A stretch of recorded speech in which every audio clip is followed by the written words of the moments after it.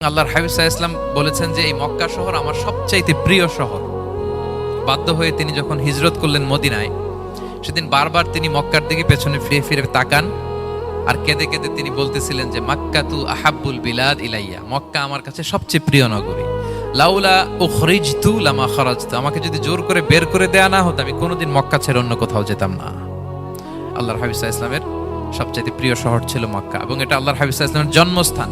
এবং এই শহরকে আল্লাহ বলেছেন মাসাবাতান লিন্নাসি ওয়া আমনা, মানুষের মিলনস্থল, কেন্দ্রস্থল। সারা পৃথিবী থেকে মানুষ ওখানে যায়। আপনি যে রমাদানে যদি মক্কায় যান, আল্লাহু আকবার, লক্ষ লক্ষ উমরা পালনকারী সেখানে, ইউরোপ থেকে, আফ্রিকা থেকে, অস্ট্রেলিয়া থেকে, এশিয়া থেকে, সারা পৃথিবীর মানুষের মিলনস্থল। ওখানে গেলে আপনি দেখবেন মাসাবাতান লিন্নাসি ওয়া আমনা, নিরাপদ জায়গা এবং মানুষের মিলনস্থল এটা।